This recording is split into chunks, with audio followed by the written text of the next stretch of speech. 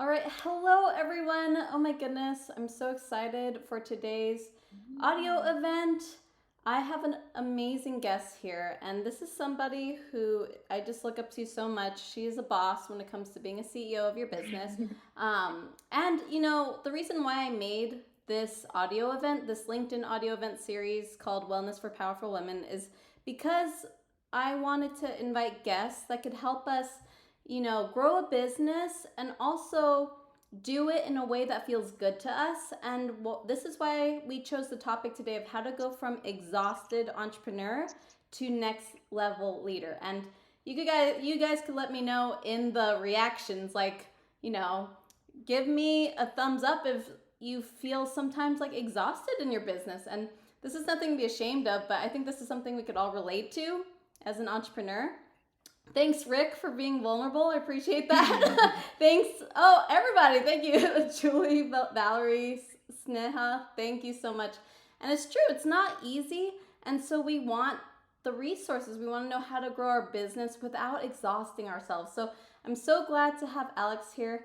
Let me see. Linda's asking to speak. Maybe something's going on with the audio. Let me just check with her. Everybody let me know if you could hear me. All right. Sometimes LinkedIn has glitches. If you guys can't hear us, I just invite you to refresh your LinkedIn page, and that usually can help if you can't hear me or Alex. And I can't allow you to speak, Linda, but again, usually it works. If you can't hear me or Alex, just refresh. Hi, Linda. How are you? You could unmute if you like. Do you have any issues hearing us? Okay, I'm not sure. I'll just put you back to listening for now, Linda, and we'll have time at the end. We're gonna speak with Alex for about 20 minutes, and then 10 minutes at the end, I'm gonna leave it open to questions, so please feel free to ask questions. Let this be the time to get the support you're wanting. And again, refresh the LinkedIn page if you can't hear us.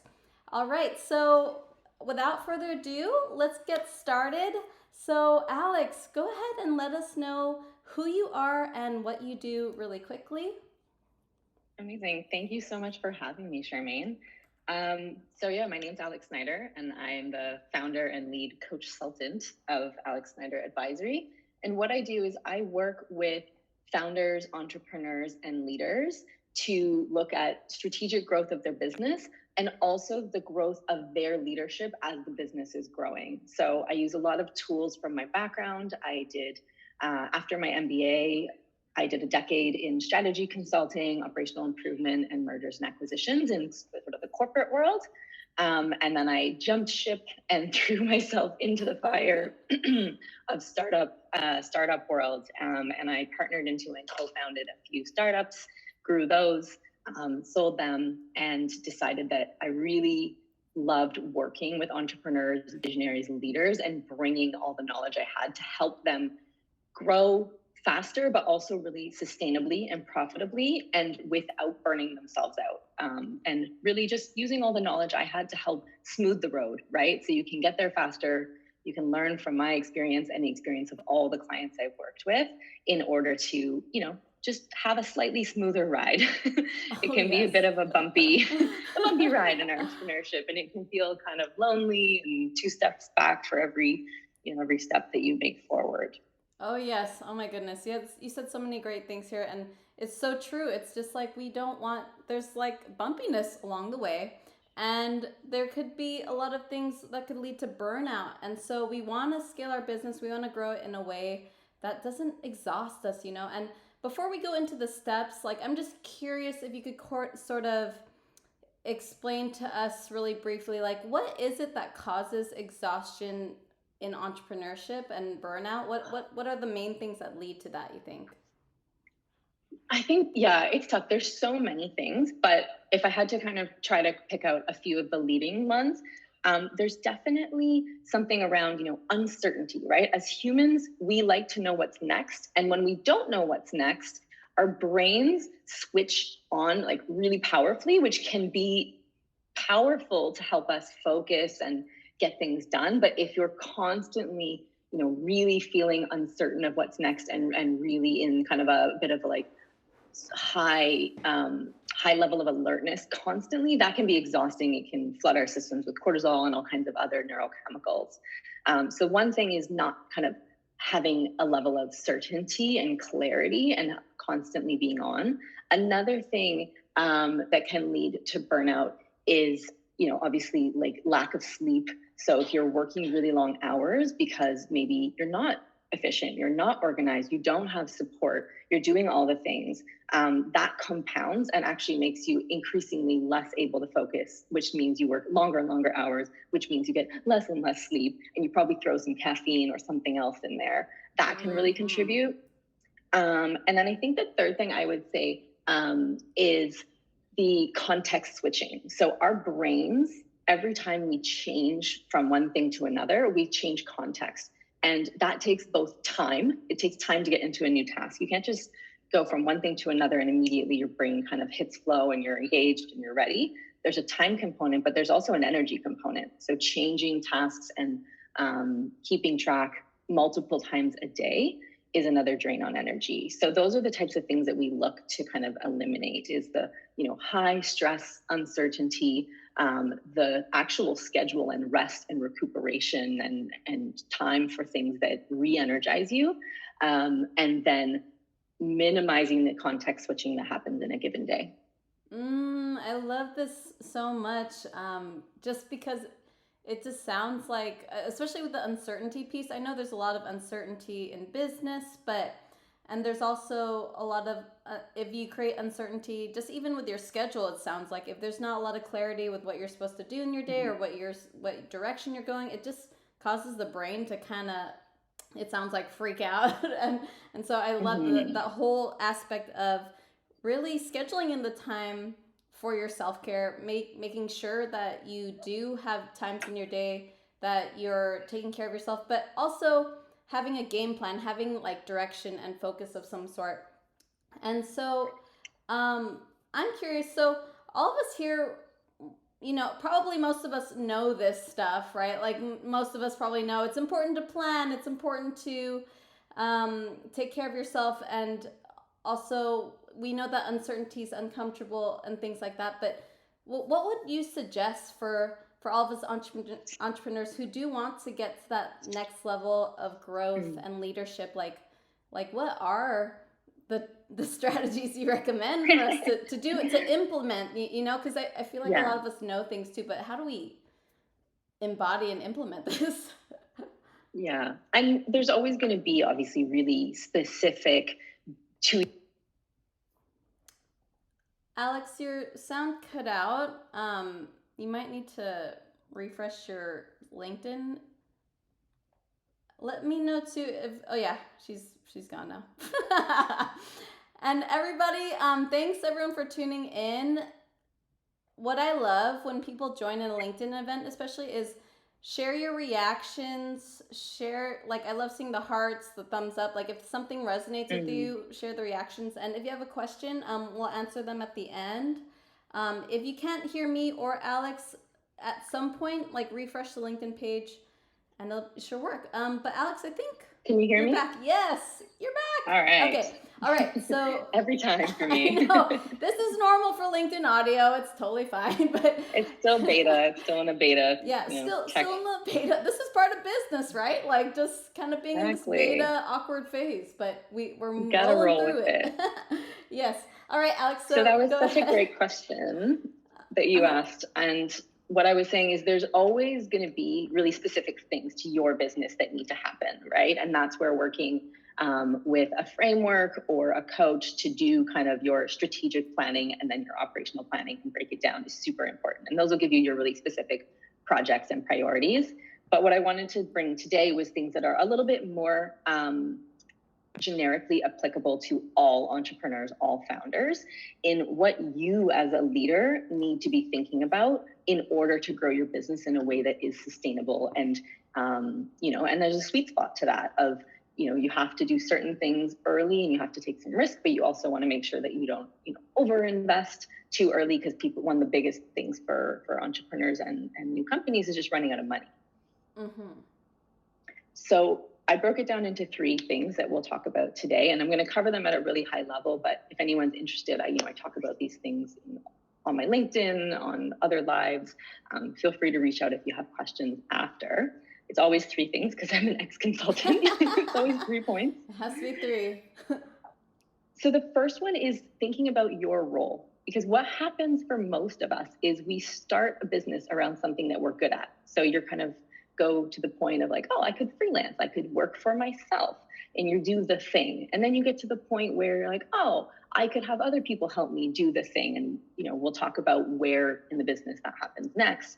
So you then become kind of a manager, and then you have to figure out the components of running a business, which is, maybe sales and finance and, hiring and managing people and operational and client service. And you get to this point where you're kind of wearing all these hats, and you can be quite frustrating and quite exhausting.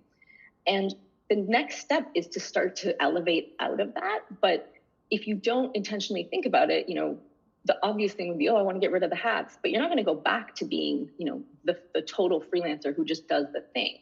Unlikely. It's possible, but unlikely. So what you need to think about is understanding your kind of zone of genius. So where are you, in flow, enjoying work, doing work that makes a really big difference to your company's success and growth?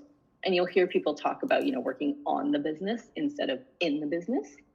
Right. And really mapping out what those things are, because that's going to start to tell you what your next role in the company is going to be and kind of what your ultimate role in the company will be.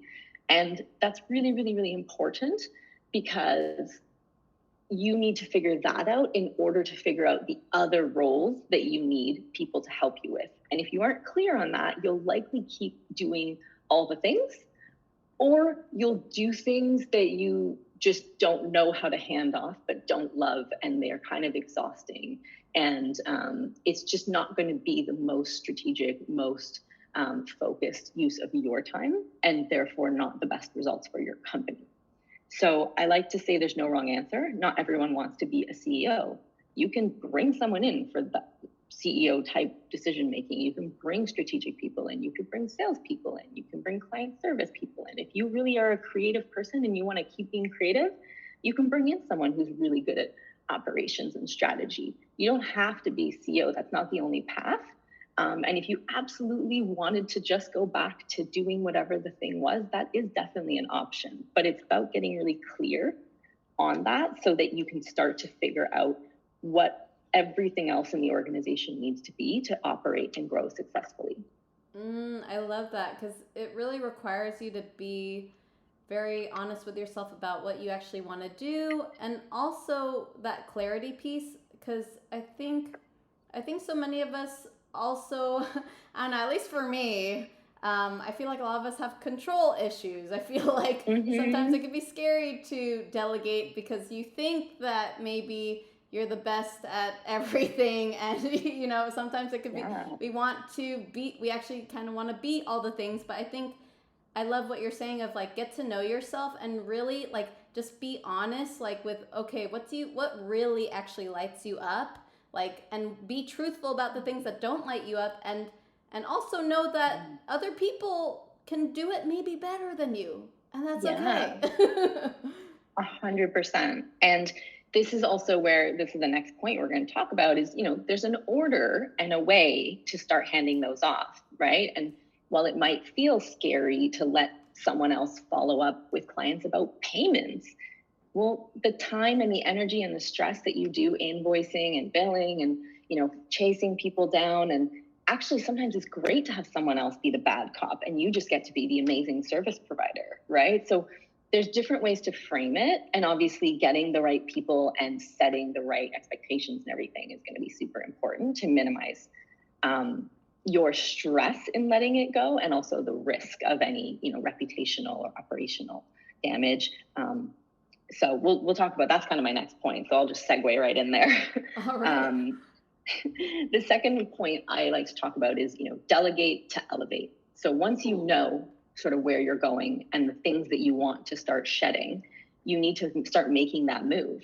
And what's really important here, there's a lot I could talk about, but I want to be conscious of time, is there's so many ways to do this. People get really nervous about, I can't bring on an employee, right? Or I don't know how to manage.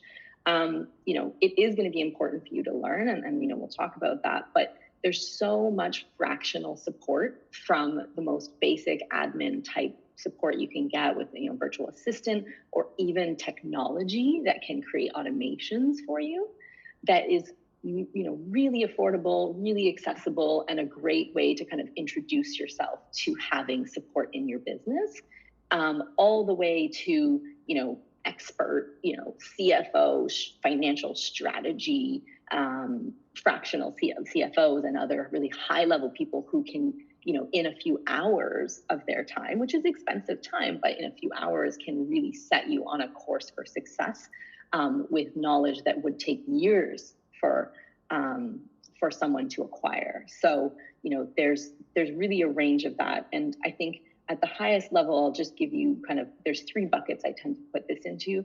The admin and operations tends to be the most obvious place to start. And the most important thing there is determining, do you need technology or do you need a person? And what are the processes? Like, do you care how it gets done, and therefore you need to tell them and onboard them? Or do you just need it to get done? You don't really care, how they make the sausage, it just gets done. So when you're thinking about that first level, that's usually where people start to outsource, because it's not super client facing. It also tends to be repetitive tasks. That's usually the starting point. The other place that's maybe a starting point or very shortly after is experts. So leveraging experts in your business, and that's usually either having someone come in and do it for you, or come in and teach you, and sort of coaching, consulting. And both of those are just absolutely the fastest way up the learning curve. Like, learning from somebody who has done this, 100 times and nailed it, they are going to be able to do it or teach you so much more quickly than if you are trying to learn and do everything yourself. And great CEOs, all the way up to the biggest companies, they bring together amazing teams of people who know their shit, and they do not want to be the smartest person in the room. They know that if they feel that way, they're actually failing. Oh my God, I love that point. The last part of this one, I would just say, is depending on the type of business you're running, whether it's, services or products, is the more nebulous part.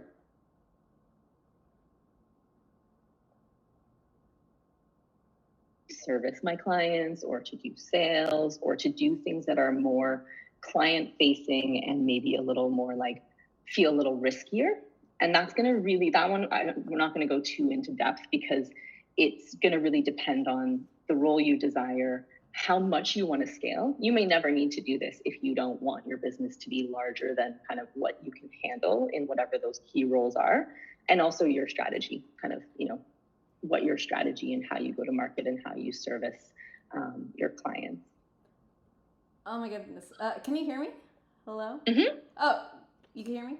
Oh, okay. Sorry, I thought it was, okay. But okay, you said so many good things. I had to take notes. Okay. The one thing that you said that I loved was the CEO doesn't want to be the smartest in the room. I'm like, dude, that is so baller. I mean, I feel like there's this idea that as a CEO, you're supposed to be the point person. Like, everybody's supposed to look to you for knowing all the things. But I love that you said that you don't have to know all the things. Like, you could hire somebody who has gone somewhere that you want to go, and they have experience, they have knowledge, and you don't have to figure it out on your own if you want to go somewhere faster, which I love that. And also, just when you said delegate to elevate, oh my gosh, how much stigma is there around delegation though? I mean, I know for me, delegation is it's something that gives somebody the heebie-jeebies all the time, just because it could feel uncomfortable to sort of maybe supervise someone on a task and follow through on it and help them be accountable. Like, that's so much more effort sometimes, we think, than just doing it on our own. But I love that when you put in this frame this mindset of, if you delegate, it's actually allowing you and your business to elevate and move forward a lot faster, because you have more time to do your zone of genius and figure out what's best for the company. And there's just so much goodness there. So I love that idea of just like shedding some of those tasks that you don't want to do and automating it or delegating it to other people if it's appropriate. So I love all those Yeah. points. Thank you. And I can't stress enough the upfront investment to get it right, whether that's figuring out how the technology works and, getting some support to implement it and make sure that, it's serving you and you're using all the features that you're paying for, or the time to spend with people when you bring them in and really make sure that they understand the expectations, that they have access to everything, and that you support them through the first few times, because that is going to be how you actually make it work and don't just introduce more chaos into your business. Mm-hmm. Right. Yeah. And that actually segues like super well into my third point. So yes. The third point that I wanted to make around how you as a leader are impacting your ability to grow your business is you need to learn to lead. So unless you stay as a solopreneur and you really don't bring a single other human into your business, then you are going to be interacting with people. And to be frank, leadership goes to your clients and vendors as well, right? A good leader, people want to do things for a good leader. They want to impress them. They want to win, So I actually think being a good leader is a huge impact on your clients, and it flows into your personal life as well. Good leaders is, setting expectations early, having a really clear way to hold people accountable to those expectations, right? So when you bring an employee or a team member or a partner into your business, setting expectations is giving them the formula for success. So if you aren't setting expectations because it feels a little uncomfortable, or maybe they're an expert and you think, oh, they should just know, you're robbing them of the opportunity to succeed for you. So having clear expectations, then your role as a leader is to hold people accountable to the expectations that you have set and agreed with them. And then some of the other things would be, having a really clear culture, making sure that like the people who come in have similar values. You're going to bring clients in that have values. That's really going to create like an amazing place for everyone to show up and work and collaborate. Allowing people a safe place to fail. So like I said, investing to help people get into their role, but then also learning to let go in places where they might fail, and you can work on how to fix it and it's not catastrophic, right? Like you have to kind of figure that out. And what I always suggest is when something does go wrong, you want to have a culture where people speak up as soon as possible, right? Like as soon as they know something's gone wrong, because they know that you're going to focus on understanding the cause, remediating the issue, before you start going into a blame game. And there doesn't mean there's no consequences, but the first thing isn't just, pointing fingers and getting angry. It's okay, what actually happened? How do we fix it? How do we stop it from happening again? And then depending on, what happened and, whether it's the first time, talking about, if there are consequences or things, this really depends on what we're talking about. And I want to make one quick point around that though, Alex, just because if you want to make a culture of it being safe to fail, I think something that's important too is that as a leader, you also have to be willing to account when you have made mistakes. Because yes, you took the words out of my mouth. I love it. Oh, I did? Oh, shoot. Sorry. No, I love it. Charmaine, this is beautiful. Yeah. I was going to say, you need as a leader to be vulnerable so that your team learns that it's okay to mess up, to speak up. And yeah, that comes in. Vulnerability is something you have to figure out for yourself, right? For some people, that's really sharing a lot so that people understand the context of what's happening. For other people, that might just be sharing kind of what headspace you're in without any context, but just so that people are aware. And it definitely means letting people know when you make a mistake, owning up. If you, are having a shitty day and you maybe snap at somebody, it's, coming back around and taking responsibility for that. And all of that, your team is going to learn from you. Culture flows from the top. So you need to be setting the example of how they need to be. And if you're trying to portray this perfect robot, how in the hell is anyone going to feel safe coming and having made a mistake, Oh, I love that so much. It's just like how you said, like you need to set the example, That is so good because even if you're working with clients, if you're a coach too, you have to be integrity with what you encourage your clients to do. And also as a leader, if you want to make a culture of it's safe to fail, you also have to be willing to own when you make a mistake and be A willing to be hundred transparent percent. about that, which I I always love that. Yeah, I always say, leadership is going to bring up your stuff, right? We all have stuff, we Oh all have yeah. a personal journey.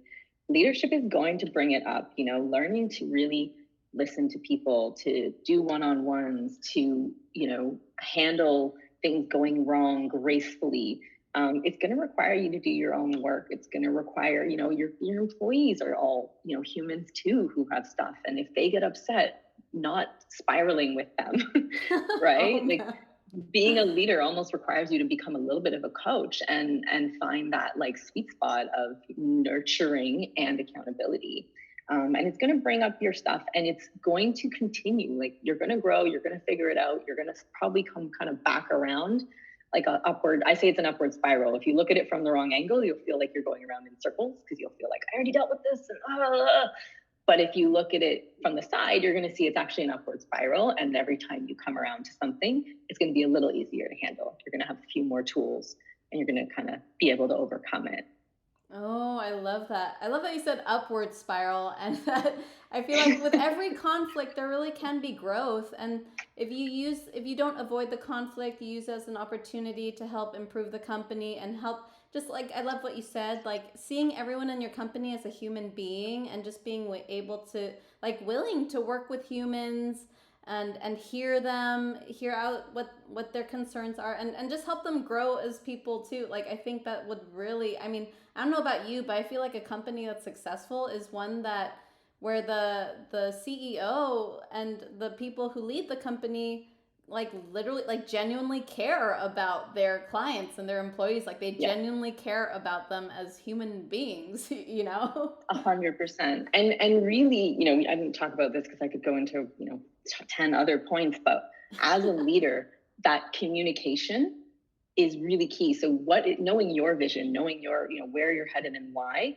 being able to communicate that to your team in a way where they're like, oh, like I'm on board. That's where value alignment's important. And then that way they can align to the mission. And the key thing there, and this is for another podcast, but is having them understand how the work they do impacts those that Mm. mission and the KPIs, the key performance indicators of the company, right? So if whatever your goals are, however you're going to measure them, if I'm, Joe and I'm in whatever role, how is what I do day to day actually making a difference? And that is a game changer for people.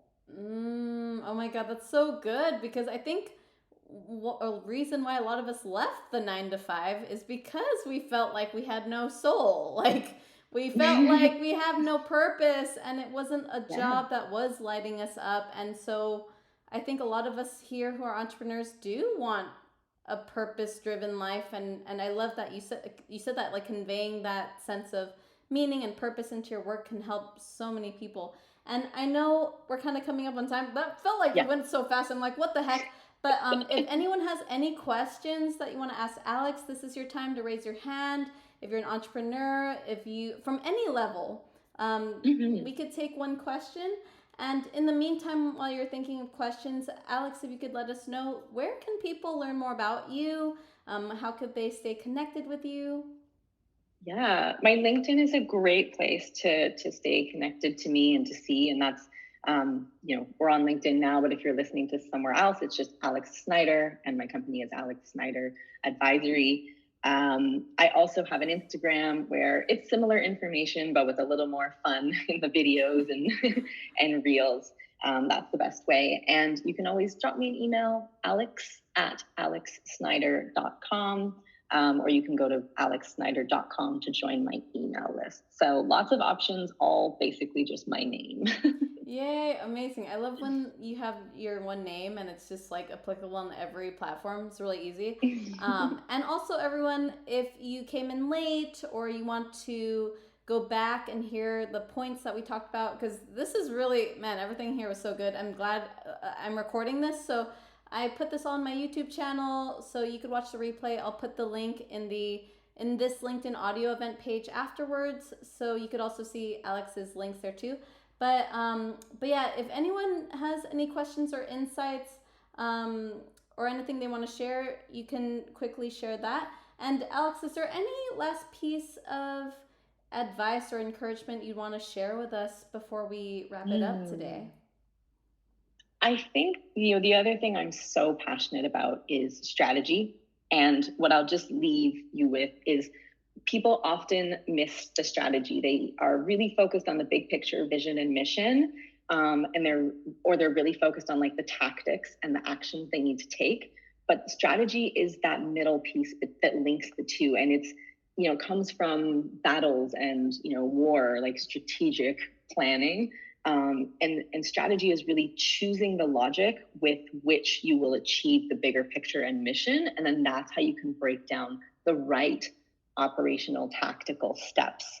So strategic thinking is something that is a game changer. And, if you haven't kind of come through either maybe sports or a business background, it's not something that I think is talked about enough or necessarily as common kind of knowledge or part of discussion. So I think really making sure that you understand the options that are available to you so that you can choose the right one. And that's basically what strategy is knowing what are the ways I could achieve that big picture and which one do I want to do and why, so that then you can break down the steps in a way that's most kind of effective and aligned.